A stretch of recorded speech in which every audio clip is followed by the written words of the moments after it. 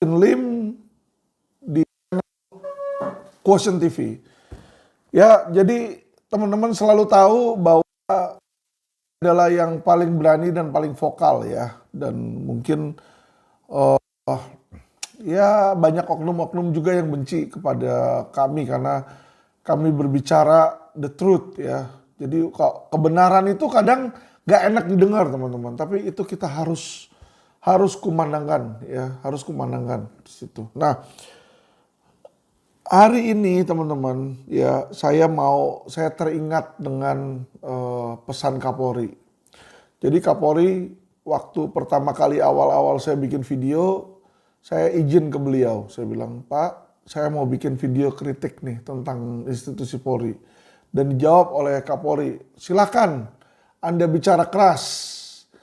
Yang penting objektif katanya. Nah,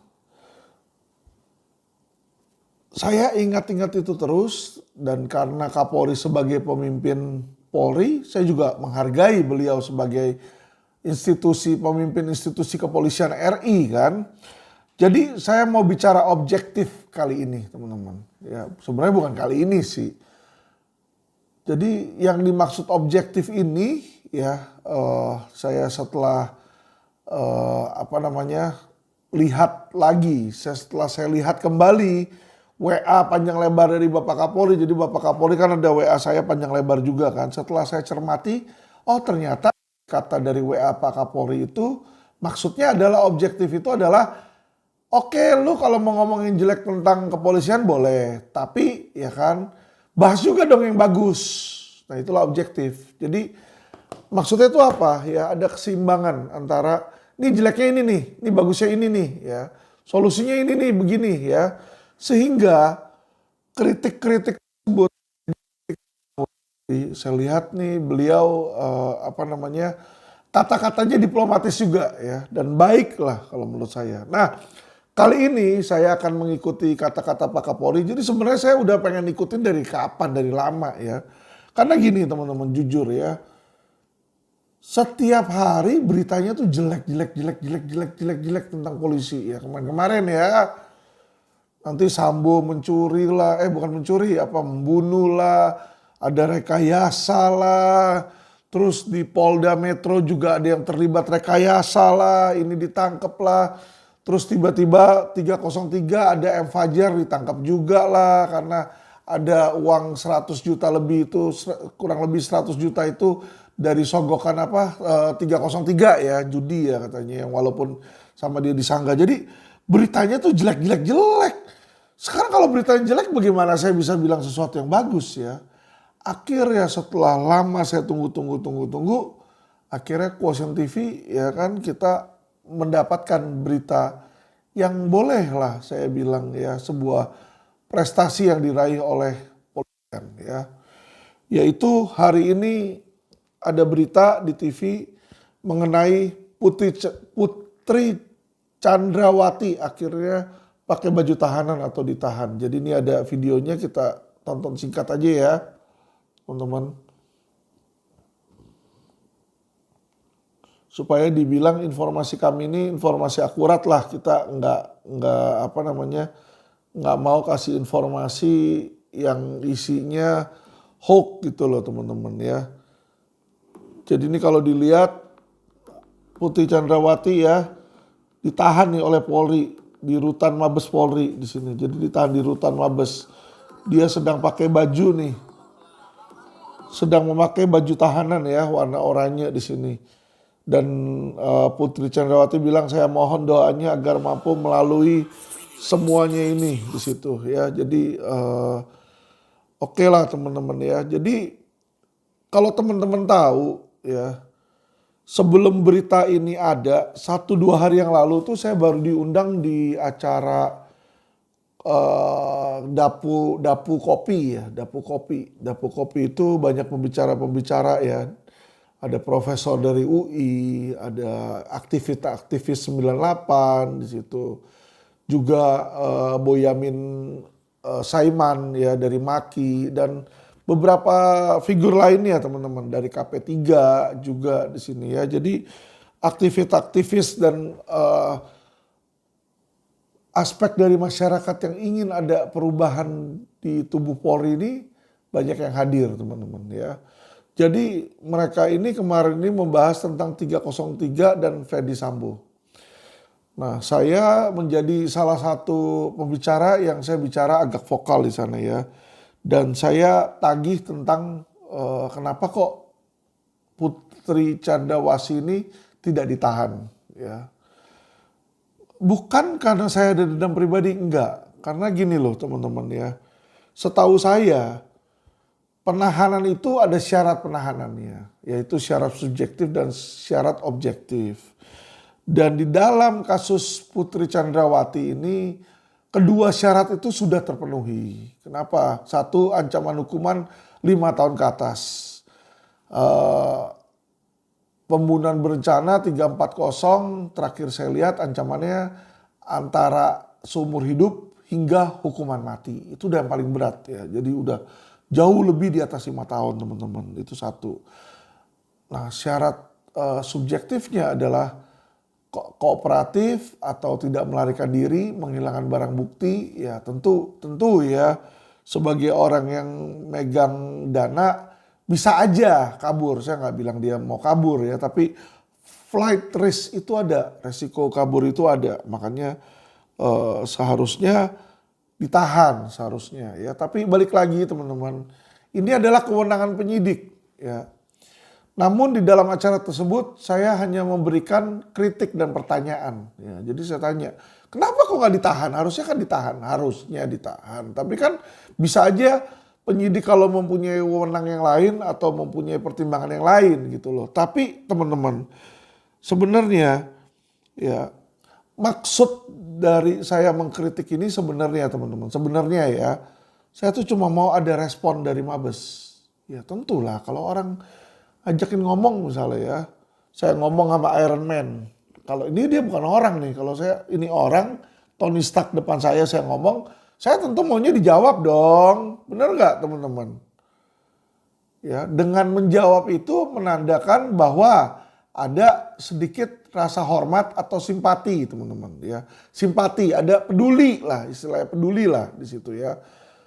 Bahasa Indonesia saya mungkin nggak perfect karena saya lama di Amerika juga dan ya baca tulis juga waktu itu di sana ya pakai bahasa Inggris juga gitu teman-teman. Jadi kadang-kadang agak mixed up ya, agak mixed up karena di sana kebudayaannya mereka lebih bebas teman-teman. But anyway ya karena ini robot tentu saja dia nggak bisa bicara balik. Jadi banyak hal yang saya bicarakan di situ. Pertama adalah tentang Putri Chandrawati, kenapa nggak ditahan.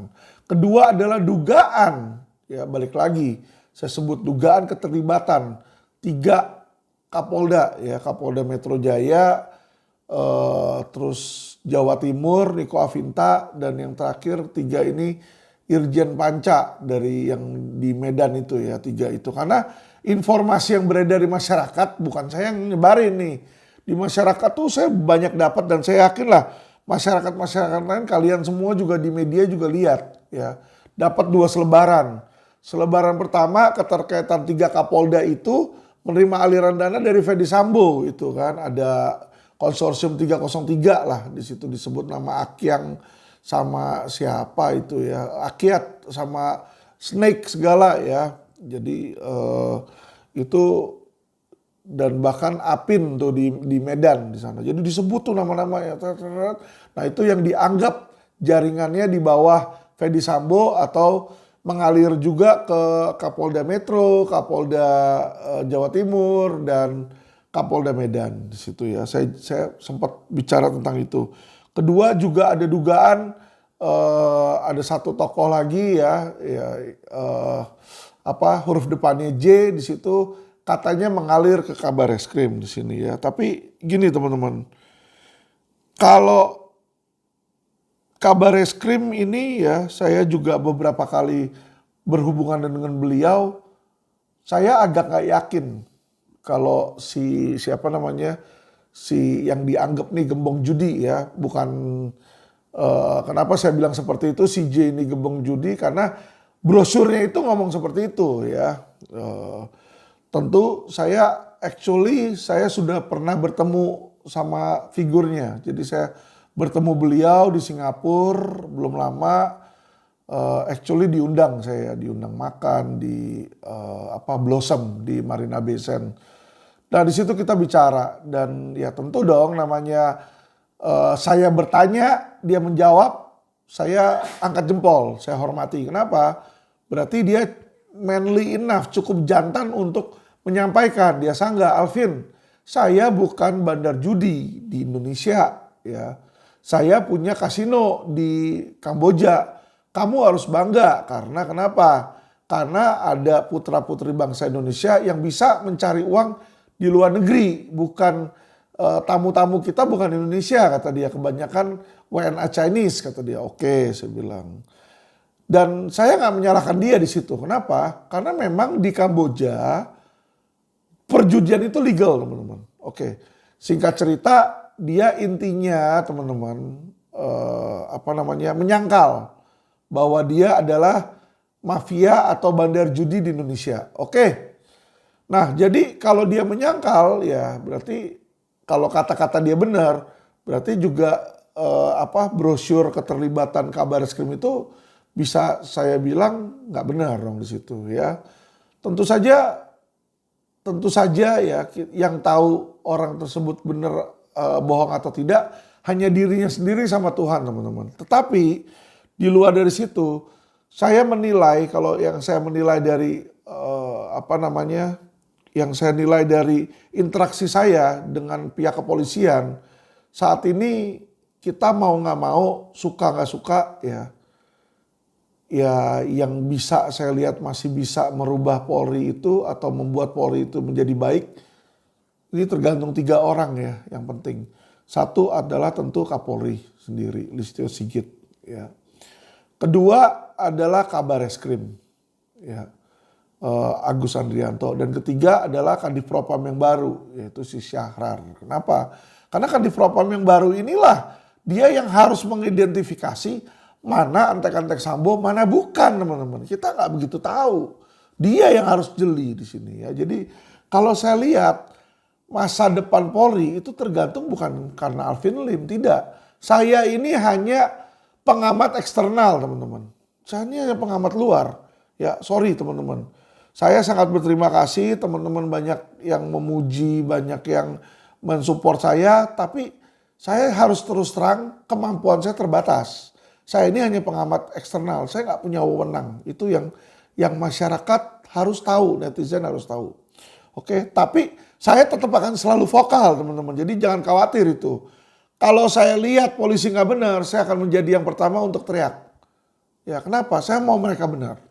Saya mau mereka benar dan saya yakin masih banyak anggota polisi yang benar di situ. Nah teman-teman, kenapa saya yakin Kabareskrim itu bersih? Ya kan? Adalah karena kasus Indosuria. Jadi gini teman-teman, awal-awalnya tentu ada kecurigaan saya terhadap Bareskrim. Ini kasus kok Indosuria sudah 2 tahun lebih dijadiin tersangka, kagak ditahan-tahan nih ya kan. Normal bos kalau orang ngelihat kayak begitu berpikiran yang negatif. Ya, normal, kenapa? Itulah manusia punya rasa pesimistik ya, pesimis. Ah ini jangan-jangan gak dikerjain. Ah ini jangan-jangan itu ya dugaan teman-teman ya. Kita menduga jangan-jangan gimana. Dan jujur awalnya saya anggap seperti itu di Bareskrim. Dan tindakan saya pun bahkan sangat ekstrim teman-teman. Saya adukan ya 2 jenderal ke Propam teman-teman. Ya, jadi waktu itu sempat Brigjen Wisnu sama Brigjen Helmi. Kenapa? Karena saya melihat loh kok ini ada kejanggalan teman-teman ya. Jadi banyak kejanggalan lah. Dan itu teman-teman bisa lihat video saya yang sebelumnya lah biar kita nggak bertele-tele ya. Jadi banyak kejanggalan di situ sehingga saya membuat laporan aduan Propam karena saya merasa ini ada yang nggak benar, wajib diselidiki. Jadi bukan saya menuduh mereka nyogok, menuduh mereka suap, kagak menuduh, tapi menduga. Ya beda lu nuduh sama duga lu. Ya kenapa saya menduga seperti itu? Ya kan berpikiran negatif lah istilahnya, netting lah. Kenapa? manusia bisa netting, ya kan? Karena melihat ada sesuatu yang tidak pada prosedur. Jadi prosedurnya penyidikan itu sebenarnya dari awal laporan polisi jadi tersangka itu 6 bulan juga harusnya beres, harusnya. Pemenuhan berkas juga seperti itu. Tapi tentu saja kita nggak tahu kendala-kendala penyidik, ya teman-teman ya. Jadi kunci di sini kenapa bisa terjadi awalnya saya melaporkan ke Wisnu dan Helmi itu adalah karena kurangnya komunikasi teman-teman, miskomunikasi. Ya, karena berapa kali saya mau menghubungi Kanit, Kasubdit awal-awal tuh saya nggak punya jalur, di-cut gitu loh. Nah yang ada di media dia ngomong apa, saya anggapnya gimana, saya ngomong apa. Jadi kelihatan nih saling sahut terjadilah yang namanya miskomunikasi. Di situ ya yang menjadi akar muasal. Ya, saya melihat ya teman-teman, saya melihat ya bahwa sudah ada perkembangan yang positif terhadap Polri. Kenapa saya bilang seperti itu teman-teman? Jadi awalnya Polri yang awalnya tidak komunikatif, ya, yang awalnya menjaga jarak dengan masyarakat, menjaga jarak dengan lawyer, ini saya lihat sudah mulai berubah. Kenapa saya bilang seperti itu teman-teman? Jadi hari ini muncul berita-berita Kapolri ini press release. Ya, berita pertama tadi itu Kapolri bilang dia ditahan Putri Chandrawati. Ya.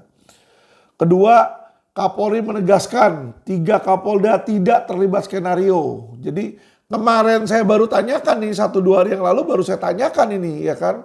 Ini ada dugaan nih ya kan. Terus Kapolri janji tindak polisi pelanggar aturan. Komitmen Kapolri mencari keadilan harus direspon cepat. Kapolri juga bilang tolong kami diawasi di sini ya. Jadi ini press release sama Mabes ini juga merilis ya hari ini 2 berita yaitu satu tentang ATG ya. Kedua tentang Net 89 dan kebetulan itu adalah 2 robot trading yang juga saya sebutkan itu di dalam acara Dapu Coffee itu ya. Jadi saya melihat teman-teman, walaupun beliau tidak membalas WA saya, tapi saya lihat di sini ya kan, beliau ini ternyata merespons aspirasi masyarakat. Ya. Jadi inilah hal positifnya. Ya. Jadi gini teman-teman, ya namanya kita menduga, masyarakat menduga, jangan-jangan nih ya kan si Kabar Reskrim ini terlibat nih 303 ya kan. Itu harus dijawab sama pejabat. Karena itu kewajiban dari pejabat. Dia pejabat itu mereka adalah pelayan masyarakat ya. Walaupun mereka pejabat. Jadi kalau masyarakat ada bertanya, mereka tuh seharusnya punya kewajiban menjawab. Tapi tentu saja nggak mesti Kapolri yang jawab lah. Ini kan bukan one man show. Ya gitu loh. Jadi anak buah Kapolri ini harus diberdaya gunakan. Siapa? Kadif Humas. Kadif Humas yang harusnya proaktif. Kabid Humas, Kabak Penum. Itu yang harusnya memberitakan. Saya jujur ngelihat Pak Kapolri seperti ini. Saya melihat nih orang ternyata punya hati. Ya kan. Dia juga bilang kan tolong awasi kami. Berarti menandakan dia nggak anti kritik. Beda teman-teman sama Adiaksa. Ya. Jadi kita bisa membandingkan berdasarkan fakta yang ada. Saya mengkritik Polri, saya juga mengkritik kejaksaan. Ya. Tapi lihat responnya berbeda. Kalau Kapolri langsung bilang silakan kritik kami. Kalau kejaksaan dia bilang silakan laporin polisi. Ya, jadi ini perbedaan sikap. Biarin ya. Itulah orang ya, namanya pejabat itu beda-beda karakternya. Sehingga inilah teman-teman, adanya Alvin Lim ya kan. Masyarakat ini jadi bisa melihat ya, mana pejabat yang bagus, mana yang tidak. Bukan berdasarkan kata-kata Alvin Lim teman-teman. Tapi berdasarkan pemikiran kalian. Saya yakin masyarakat netizen itu sudah cukup cerdas. Bisa melihat mana pejabat yang baik, mana pejabat yang brengsek. Saya yakin kalian bisa menilai. Nah, teman-teman, saya mau melanjutkan ya. Jadi di sini Kapolri menegaskan Kapolda tidak terlibat. Berarti ini beliau mengklarifikasi nih. Inilah yang memang harus dilakukan. Kalau memang berita atau rumor, kita nggak sebut berita lah, kita sebut rumor. Karena kenapa? Dugaan kan, berseliweran itu berita. Jangan orang yang ngomong, ya seharusnya nih ya, kalau menurut pandangan saya nggak tahu menurut netizen seperti apa. Tapi seharusnya kalau misalnya ada netizen atau ada masyarakat yang berpikir, waduh, kayaknya Kabareskrim terlibat di 303, ya kan? Kalau menurut saya normal kok orang menduga seperti itu. Karena apa? Karena Pak Kabareskrim ini punya kekuasaan. Tentu dia punya kesempatan dan kemampuan untuk melakukan itu. Tetapi ya kan, kita harus memberikan kesempatan kepada mereka untuk menjawab. Jadi kalau pejabat-pejabat yang baik ya dilakukan seperti Kapolri ini. Kapolri menjawab langsung. Ya kan? Tidak terlibat 3 itu ya. Ini bukan berarti saya bilang Kabareskrim terlibat 303. Enggak ya. Saya tuh udah bilang tadi, Kabareskrim saya yakin bersih. Karena kenapa? Dia itu sangat komit terhadap Indosuria, teman-teman. Dalam kasus Indosuria. Ditangkap lagi Indosuria yang udah lepas itu. Itu saya salut sama beliau. Ya kan? Itu yang saya salut tentang Kabareskrim. Dia punya keberanian, punya kejantanan melawan penjahat. Disitulah saya baru yakin bahwa Kabareskrim tidak terlibat. Ya, ketika saya melihat Wisnu benar-benar jalannya ditangkap lagi yang di Surya, disitulah saya yakin bahwa tim Peteksus dalam jalan yang benar, teman-teman. Ya, jadi tentu normal orang berpikiran negatif, masyarakat berpikiran negatif.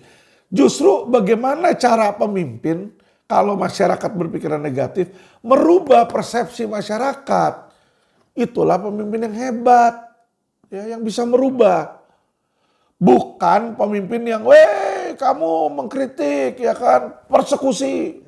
Ngawur itu. Ngawur, ya kan. Itu udah kayak diktator aja itu, kayak begitu, ya kan. Raja-raja zaman dulu itu, feudal itu. Kenapa kamu gak ini, udah pancung aja hukum mati. Nggak bisa, ngawur. Anyway teman-teman, ya kan, itulah yang saya lihat yang positif dari kepolisian saat ini. Nah, terlepas dari situ teman-teman, ya kan, kita lihat di sini adalah kasus Indosuria.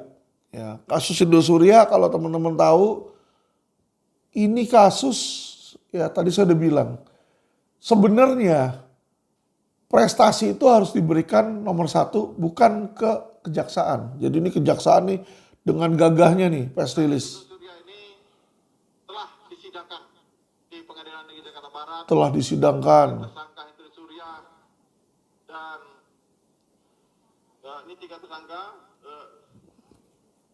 Juni Indria, Suito Ayub, TPO. Bayangin aja, ini Jampidum ya. Ini Jampidum nih namanya Fadil nih, Fadil Jumhana nih. Nama tersangkanya dia kagak hafal, bos. Nama tersangkanya dia kagak hafal. Lihat tadi ngomongnya terbata-bata. Hendri Surya, saya aja hafal Hendri Surya, Junindria, Suito Ayub, 3 tersangka. 1 kabur, Suito Ayub, Junindria disidangkan terpisah berkas.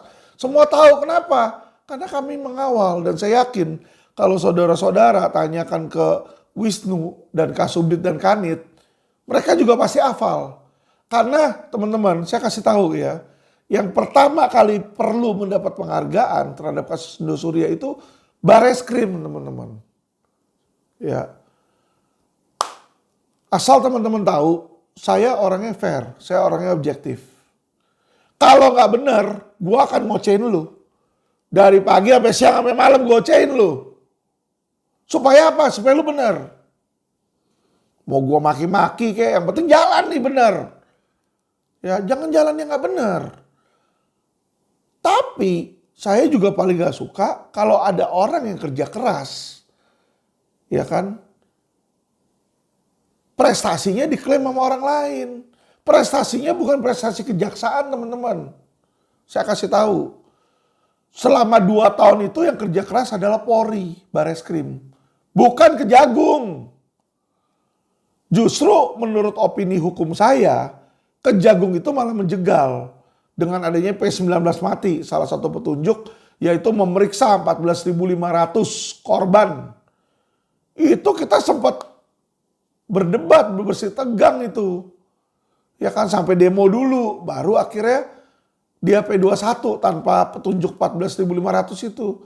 Coba dilihat berkasnya. Apakah sudah diperiksa 14.500 itu korban? Coba lihat, nggak diperiksa kan? Padahal itu adalah petunjuk dari P19 yang seharusnya dipenuhi. Karena itu tertulis P19-nya seperti itu. Tapi nggak dipenuhi kok, nggak diperiksa semua 14.500. Kenapa saya bilang seperti itu? Ada klien saya juga ratusan kan, yang diperiksa klien saya cuma 90-an total. Banyak yang belum diperiksa di BAP. Berarti itu tidak dipenuhi teman-teman. Mengerti ya? Jadi yang patut mendapatkan penghargaan di sini adalah Bareskrim. Oleh karena itu saya mau mengucapkan terima kasih kepada seluruh jabaran Bareskrim. Dari Kabar Eskrim Agus Andrianto, kedua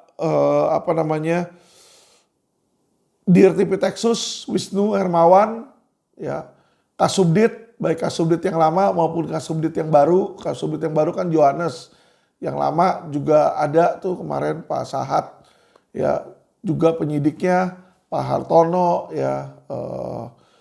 Jadi saya memberikan apresiasi dan penyidik yang baru Pak Fabri, ya, di situ. Jadi saya memberikan penghargaan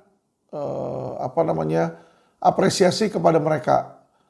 Bukan atas nama Alvin Lim, tapi saya mewakili dari korban-korban Indosuria yang memberikan kuasa kepada saya.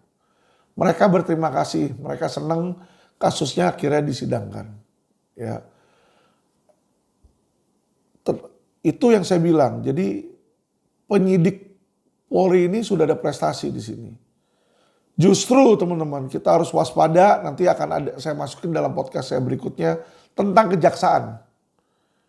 Ya. Karena di podcast saya sebelumnya saya sudah informasikan tentang kejanggalan-kejanggalan nih yang dilakukan oleh jaksa. Awal kemarin P19 mati. Sekarang ternyata dakwaannya lemah nih di sini ya. 66% itu kemungkinan dia ancaman bisa di bawah 4 tahun teman-teman. Ancaman maksimal 4 tahun, kan lucu kalau kayak begitu ya. Jadi ini di sini teman-teman patut kita waspadai karena kenapa? Jaksa memberikan cerah dengan tipe dakwaan alternatif kumulatif. Jadi pidana pokoknya itu dialternatifin. Yang kumulatif itu TPPU-nya doang di kumulatif. Tapi biasanya TPPU itu hukumannya paling 1 tahun dan ada denda gitu. Jadi misalnya ditambahin 1 tahun atau 6 bulan plus denda. Kalau nggak bayar denda baru hukuman pengganti. Ya, jadi biasanya TPPU itu tambahannya itu ringan teman-teman. Ya, nanti lihat aja, kita lihat aja sendiri ya. Ya, di mana di dalam dakwaan yang pertama itu sangat lemah, 2 itu lemah, 1 doang kuatnya yang pertama. Ya, dan ini memberikan celah kepada si terdakwa untuk bermain atau untuk menyogok atau menyuap. Jadi maksudnya dia kalau nyuap hakim, kalau menyuap hakim bisa minta tolong dong pilih aja yang 372 atau 378. Maka yang disuruhnya bisa lepas dengan ancamannya cuma 4 tahun teman-teman. Yang patut diwaspadai. Dan ini celah sengaja dibikin oleh kejaksaan. Dan yang terakhir celahnya adalah tentang beberapa aset yang tidak ada di dalam dakwaan. Ya.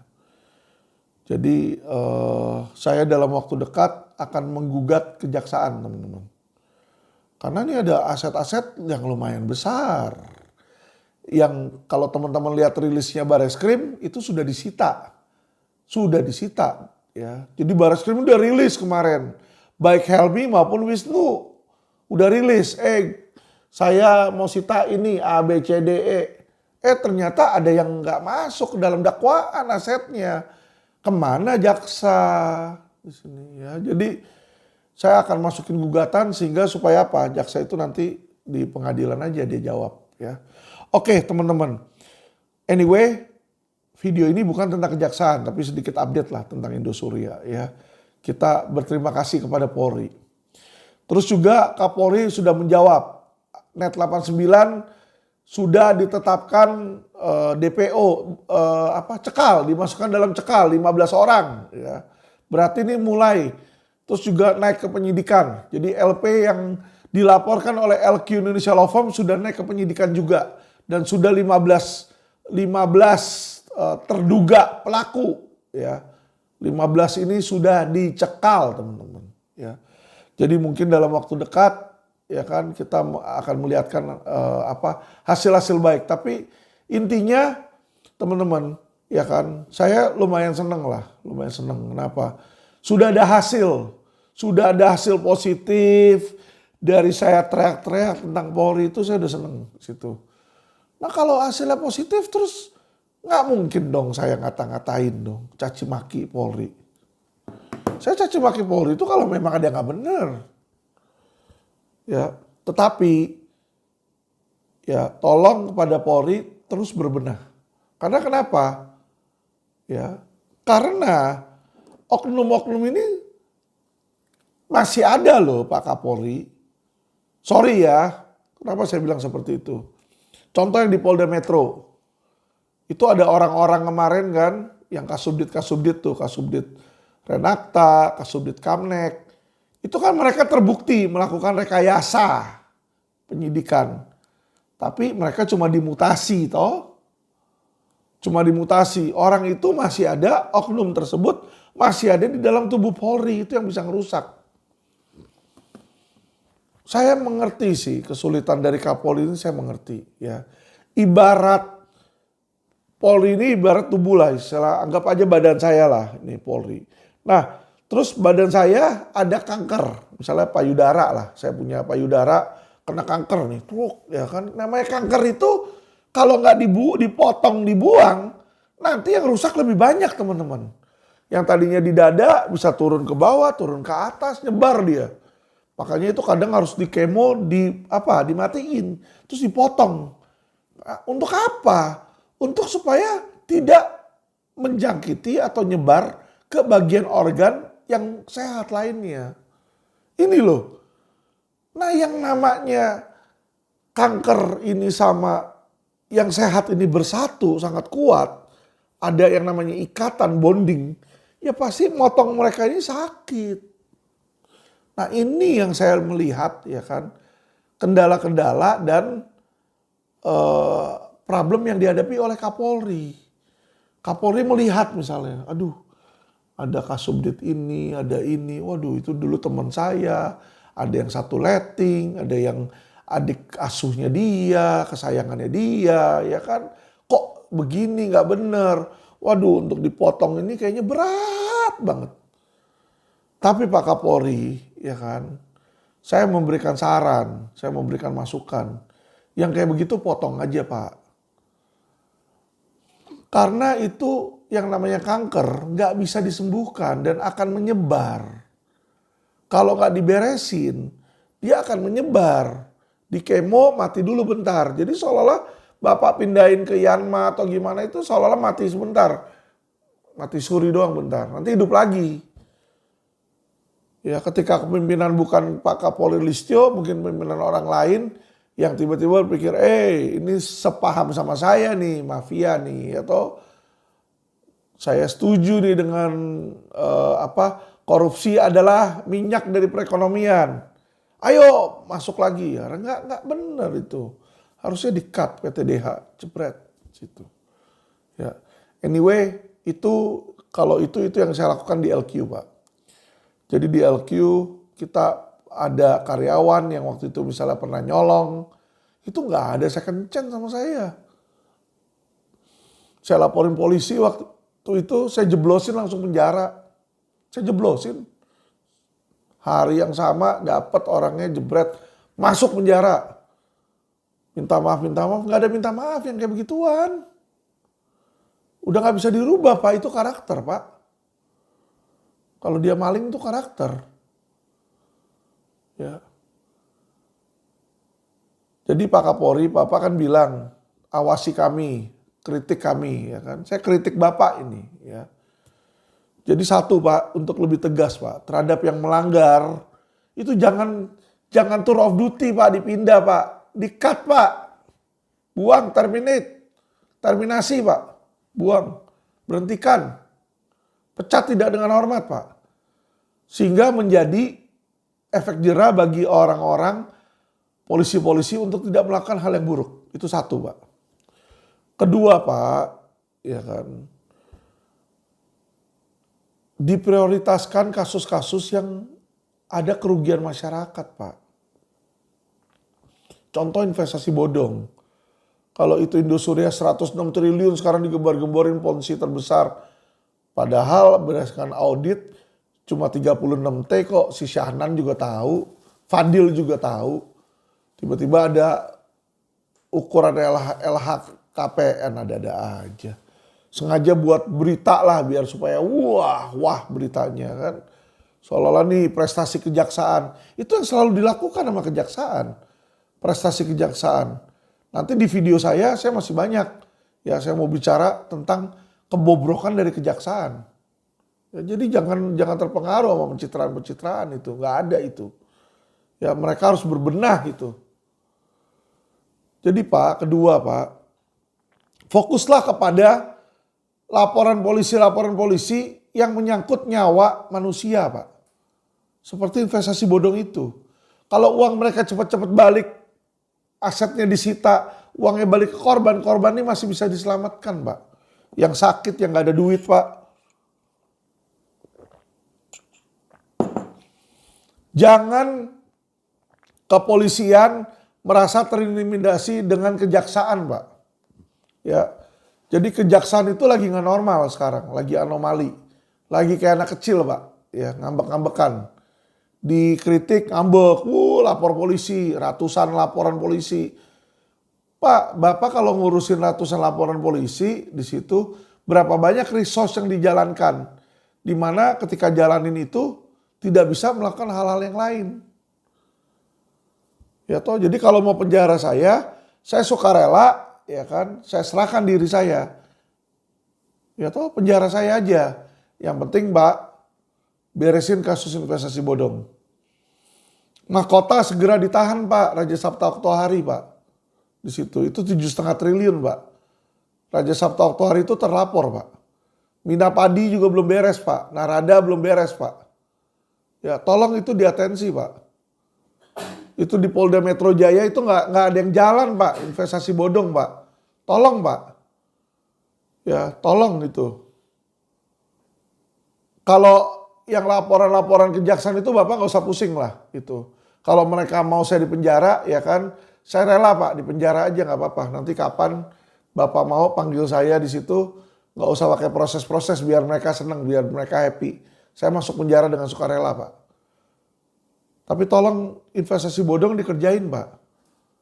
Ya jangan kita ini terpengaruh sama kasus ece-ece Pak. Orang sakit hati dikatain gitu kan. Padahal yang dikatain itu yang diledek ya kan, yang dikritik adalah institusi udah jelas. Kejaksaan Agung, judulnya udah jelas. Kejaksaan Agung sarang mafia ya kan. Oknum Jaksa Selatan. Oknum Jaksel, peras leasing. Udah ada oknum. Tapi mereka overreacted di situ. Biarin Pak. Ya kan, terima tetap aduannya, nggak usah dijalanin yang kayak begituan Pak. Ya, karena kenapa? Yang kayak begituan tuh kejaksaan nggak tahu diri Pak. Kenapa saya bilang nggak tahu diri? Ya kan, tugas mereka aja banyak yang mandek kok, kasus-kasus tipikor, BLBI aja masih banyak yang mandek, ya kan? Masih banyak kerjaan mereka nggak bisa urusin di situ. Kasus korupsi gimana itu? Yang kemarin terakhir kali di BPJS. Kagak ada kabarnya tuh. Ya kan dari kejaksaan. Jadi mereka merasa dirinya sempurna sudah ada prestasi. Padahal prestasi-prestasi itu dikerjain juga dari Polri. Kan lucu itu kalau kayak begitu. Saya aja gak ngeklaim kok Indosuria. Saya merasa 90% itu ya kan adalah prestasi Indosuria itu dari Mabes Polri. 90%. Karena kalian yang menyita, kalian yang menyidik, kalian yang memeriksa korban. Ya. Saya mungkin di situ 8%, kejaksaan paling 2% Pak. Kenapa saya bilang kayak gitu? Karena kejaksaan awalnya jegal. Pakai P19 mati lah, orang dilepas dulu. Ada-ada aja. Harusnya kan dia koordinasi sama kepolisian. Bukannya malah bilang sama kepolisian. Dia bilang sama polisian, biarin aja itu tanggung jawab mereka. Mereka yang begini. Ya kan istilahnya kan mengkerdilkan. Lucu di situ. Jadi Pak Kapolri ya kan. Itu tadi saran dari saya Pak Kapolri ya. Tolong diperhatikan Pak. Karena kenapa? Kalau Bapak bisa menyelesaikan kasus-kasus investasi bodong yang besar yang membantu ribuan jutaan masyarakat, saya yakin dengan cepat akan naik Pak. Akan naik reputasi dari Polri. Ya. Keempat namun Pak, Bapak mesti waspada Pak. Karena kenapa? Oknum-oknum itu masih ada Pak. Oknum-oknum itu masih ada. Jadi kalau memang Bapak benar-benar mau membenahi, ya kan, Bapak mau membenahi ini, ya hilangkan, kalau bisa hilangkan itu sikap dan sifat koruptif, ya menerima gratifikasi, minta duit, meres korban, karena itu Pak sampai hari ini pas Sambo, ya setelah peristiwa Sambo pun masih ada Pak. Saya di YouTube saya masukin nomor telepon saya sengaja. Nah itu saya mendapatkan ratusan Pak, ratusan WA Pak. Setiap hari itu puluhan. Ya, yang WA ke saya itu udah ratusan. Mereka tuh banyak berkeluh kesah Pak, komentar, keluh kesah. Ya menjadi korban. Saya cuma kasih tahu aja ke Bapak gitu loh. Saya kan iseng-iseng, saya pikir saya mau tes nih secara sosial nih. Ya kan bagaimana. Ya sebagian besar masyarakat mendukung upaya saya gitu loh. Karena kami ini menjadi kontrol pengamat, ya kontrol dari luar Pak. Tapi sebenarnya untuk maju atau tidak, berhasil atau tidak, 90% itu tergantung dari dalam diri kalian sendiri. Dari pimpinan Polri dan anggota Polri. Oke, sekian saya punya podcast.